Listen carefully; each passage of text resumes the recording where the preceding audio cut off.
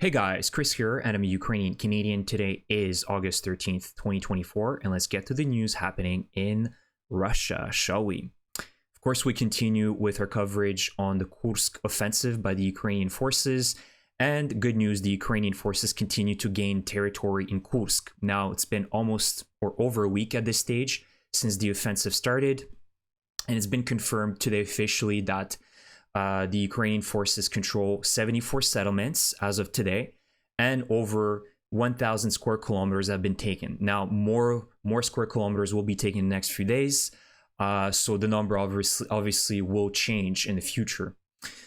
Additionally, several Russian units are currently being encircled. As you can see on this latest map from a few hours ago, the Ukrainians have taken encircled quite a few Russian positions. So you can see that the north of Sudzha, west of Sudzha, the Ukrainians are pushing hard along all these settlements. And you can see that here they have formed a little pocket.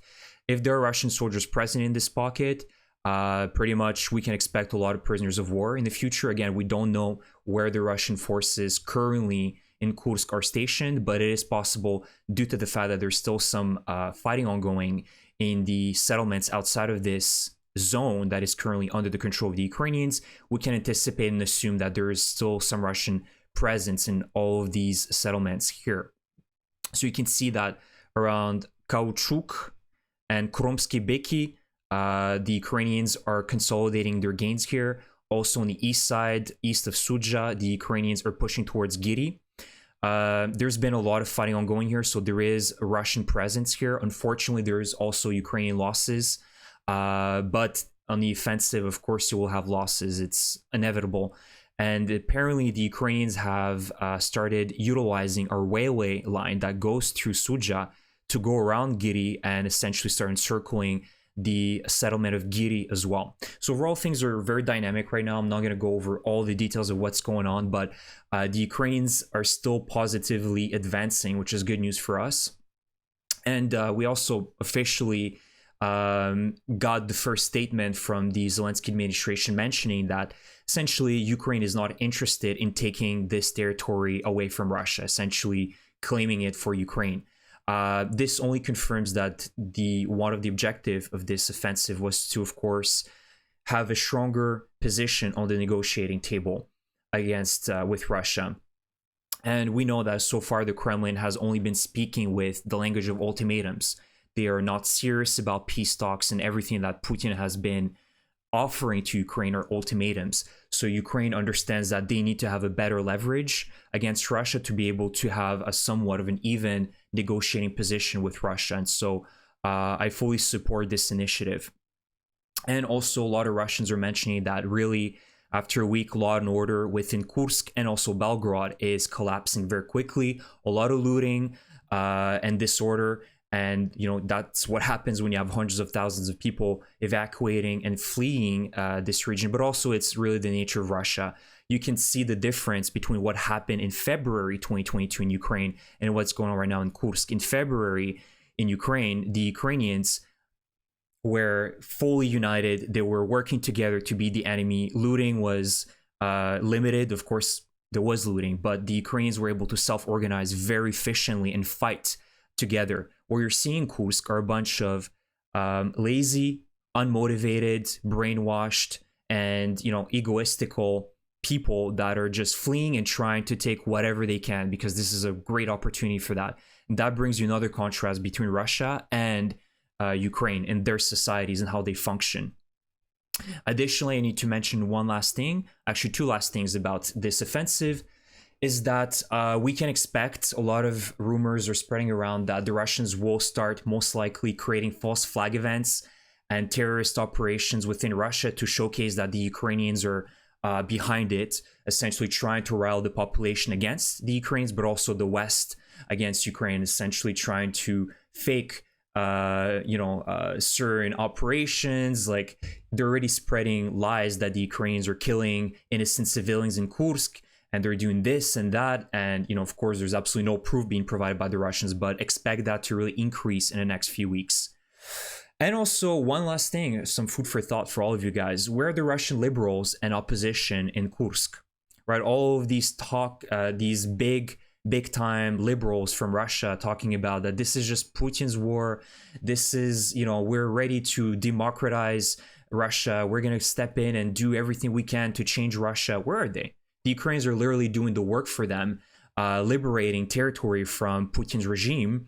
They should be the first ones right now in the front line, working with the locals to start restoring Russia back to democracy. And I don't see them. I don't see any Kasparovs or Khodakovsky or all these other journalists that have been freed. This is one thing that we really need to ask ourselves. Where are they? Are they expecting the Ukrainians to do all the work for them and then they're going to have a red carpet to the Kremlin? So then they're essentially Putin 2.0. So this is another thing that I was thinking about today.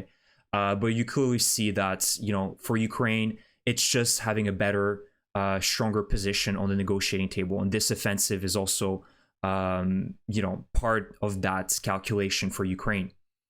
Now, let's move on to what's going on in the swamps, because Putin, which is very interesting, of course, we've seen the last few emergency meetings that he's had in the past week. He looked very nervous, angry, anxious. This is a Putin that we haven't seen in a very long time since Prigozhin's mutiny. And so what is interesting is that in the past week, he has done 2 leadership changes. Of course, the first one was Gerasimov when he told an outright lie that the Ukrainians were repelled. The first, I believe, the day after the Ukraine offensive started. And then he replaced him with Bortnikov, the head of the FSB.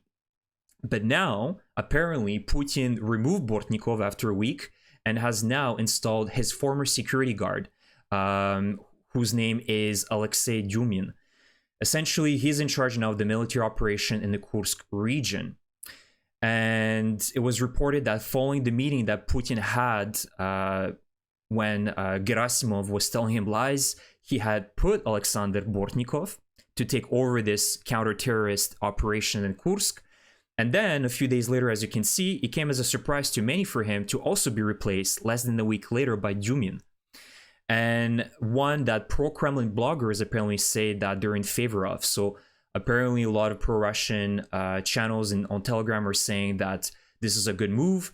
It remains to be seen how qualified and effective this former bodyguard that has very limited military experience, how kind of effectiveness he can provide in stopping this massive Ukrainian offensive in Kursk. And we know that, how many times has Putin changed leadership and command, right? They're just so expendable that, even if he does a bad job, he'll just replace him with the next one in line. So it just is proof enough for you guys that Putin is desperate and really lacks control over what's happening right now in Kursk, right? He's just testing everybody at this stage because he wants quick results, but that's not happening. And everybody's telling him as well that this is going to be a very long operation. Your counter-terrorist operation might take many years, if not will be impossible to succeed in. And also, another thing we need to keep in mind is that following this really brilliant operation by the Ukrainian military is that the chances of a second mobilization in Russia by the end of this year is very, very probable. And I think that Putin has really tried to not go ahead with this because he knows the consequences. So that's why he never, following the first mobilization in September of 2022, he never did it again. And he understands why. He saw what happened the first time. Millions of Russians fled Russia. There was a labor shortage. They were not prepared. And even this time, even if he does a mobilization, how well equipped will these soldiers be, right? And based on what they've lost in the past 2 years is going to be very disastrous for Russia. So fleeing citizens, labor shortage, discontent, and economic ruin in Russia will follow if he goes ahead with that. But unfortunately, Russia has plenty of meat, and Putin knows that, and he will certainly do it if he doesn't have the choice. And that will definitely complicate the situation as Russia will start throwing more and more thousands and thousands of orcs on Ukraine. So this is something that we just need to keep in mind. Now, last but not least, I need to talk about something that's disappointing, something that we've talked about in the past, and this is something that is really, really, obvious to us. But remember back in early July and even before that, the UK mentioned that they permitted Ukraine to use storm shadows on Russian soil. I remember that. And even with the newest UK government that was elected, they basically reiterated that the United Kingdom will permit Ukraine to use their missiles on Russian territory. But we haven't seen any action of Storm Shadows and any indication that they were used on Russian soil in the last few weeks.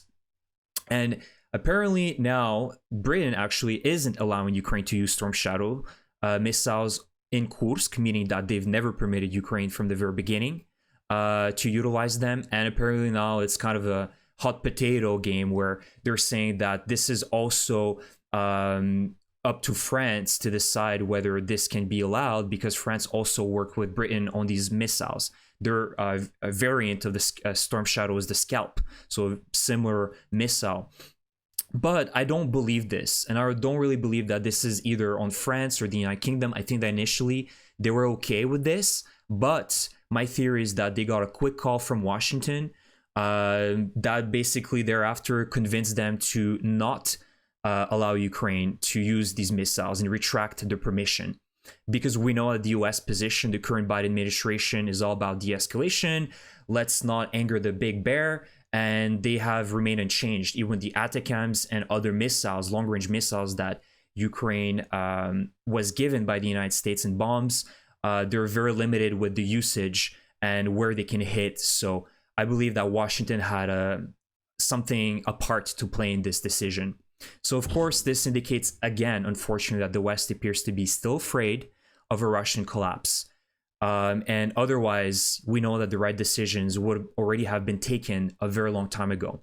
And unfortunately, that's not the case. And they're seeing right now, by sheer panic, that the Ukrainians are very effective, efficient in the Kursk offensive. Very likely that the Ukrainians did not share the plans with Washington and NATO, because they knew that in the past, such things were leaked in the press, were leaked to the Russians. So this time I believe that the Ukrainians were planning this in secrecy, although it is likely that the Ukrainians did share some intel by telling Washington and the Pentagon that something big is going to happen at the end of the summer, but they didn't share exactly what that would be, what type of operation it would be. So as you can see, unfortunately, the West still appears to be indecisive and is really afraid of a Russian collapse. So we can expect more, unfortunately, a longer battle as a result of this undecisiveness, and a longer war, I should say, as a result of that. So that's the video for today, guys. I hope you enjoy my updates. Let me know in the comment section what you think about this new appointed commander of the counter-terrorist operation in Kursk by Putin, this Alexei Dumin. Again, if you enjoy my content, please subscribe to my channel. Please leave me a like if you enjoyed this video, and I will see you guys in the next one. Slava Ukraini!